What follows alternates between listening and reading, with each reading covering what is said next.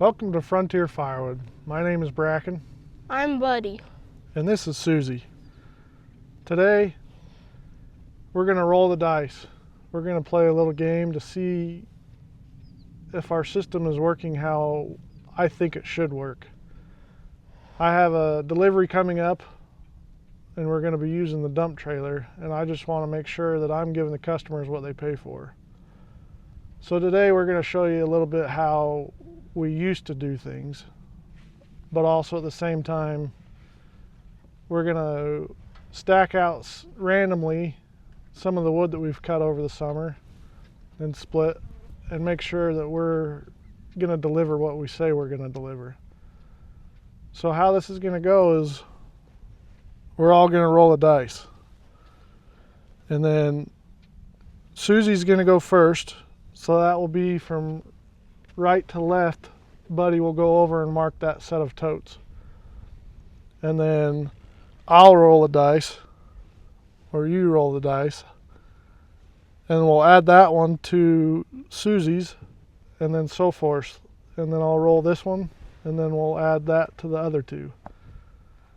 So without further ado, go ahead, Suze. One. Five. Nope. 3. So go mark the first one.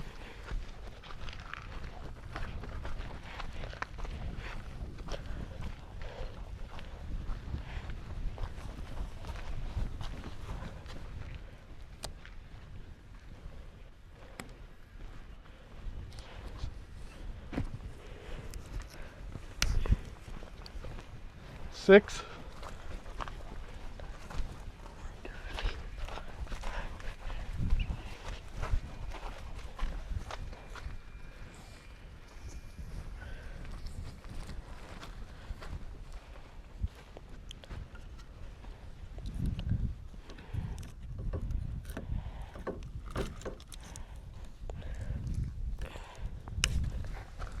And 9.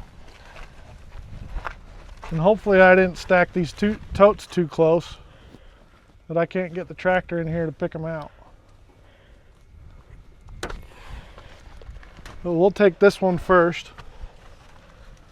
That's good, I got it. Thank you. We'll take this first and show you how we used to deliver the totes with the flat deck, and how using the IBC totes has helped us in the past where we didn't have a dump trailer.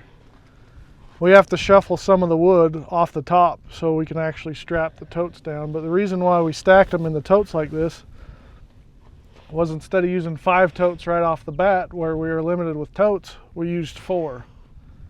So hopefully our math will work out today, and when we're done stacking, we'll get the tape measure out and check to make sure each set of totes equals a cord. And hopefully they'll all look the same. And if not, we'll have to go back to the drawing board and figure out what we're doing wrong. But thanks for joining us, and stick around with us. And if you haven't checked out the subscriber appreciation video, please go back and do so, and maybe we can get some more subscribers and give some of the stuff away, and hopefully one of you will walk away with an Echo chainsaw.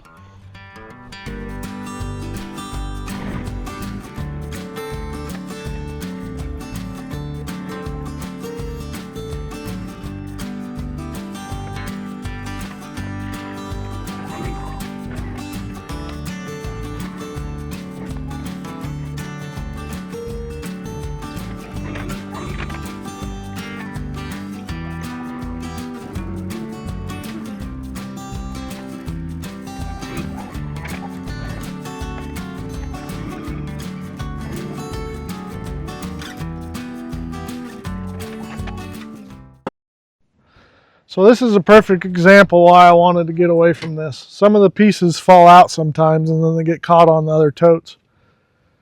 I don't know if all of you are aware, but the speed limit in Wyoming is 80 miles an hour. Doesn't mean you have to go it, but I have had pieces of firewood blow off on the ground sitting in the field when the wind's blowing. So I've always been worried that the wood's going to come off where it's loose stacked like this and just come out and hit someone's windshield.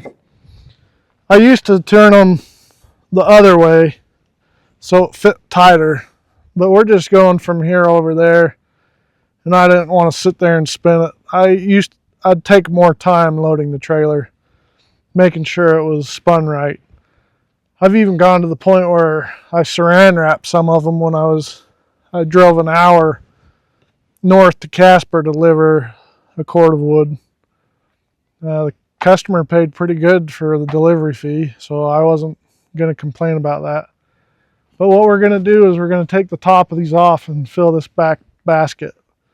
But I just wanted to point out this piece here, how it got caught and spun that tote sideways. And then this is another problem. The totes sit in the dirt, and then you load it on, and you got to make sure your deck's clear. But it's worked for us in the past where we just cut and split right in the totes, and we weren't handling the wood until we had to deliver it. Well, you want to help, Suze? Come on, bud.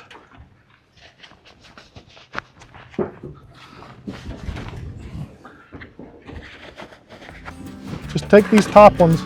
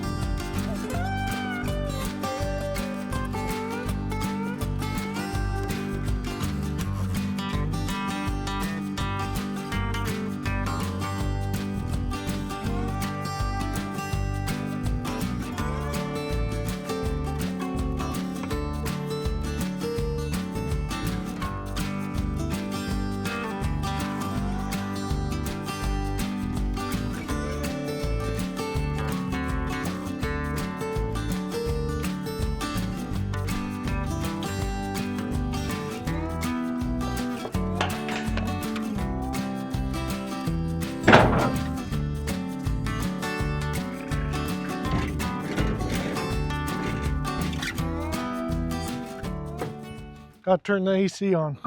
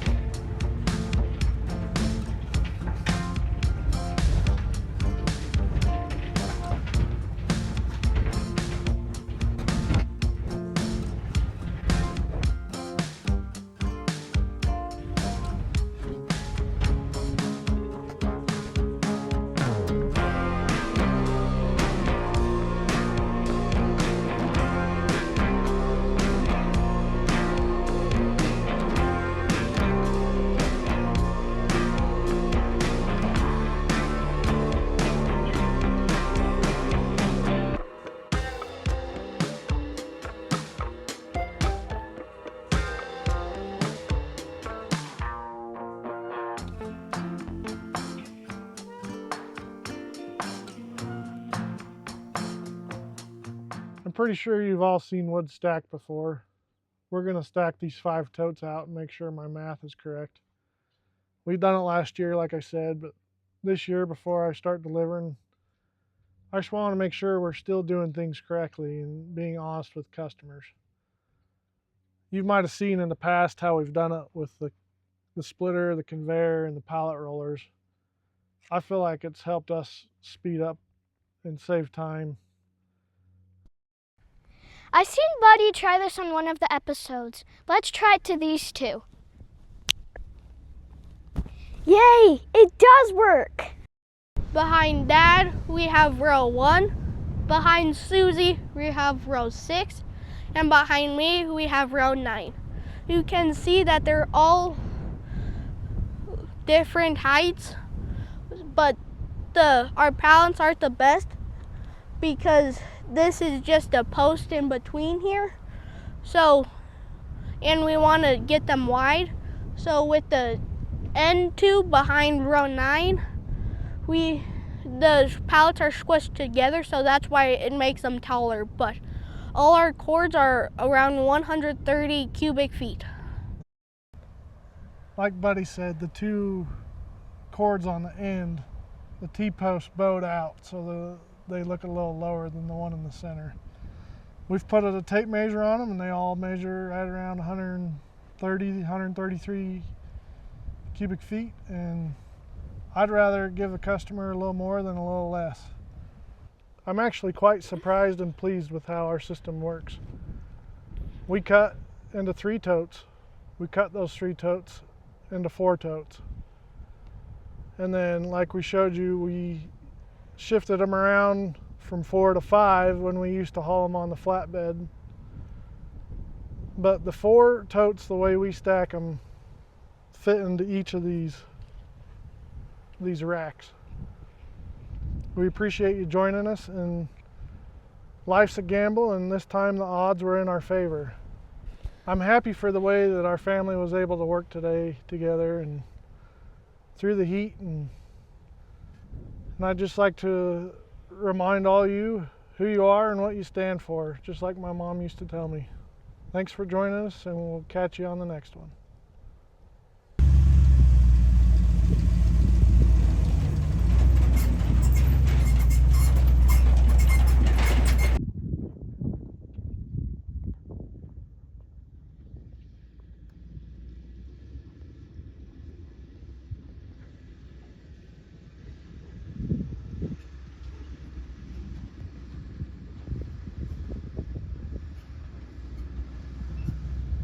Here comes Buddy bringing our next load, so we can stack it, check it, make sure we're honest with our customers.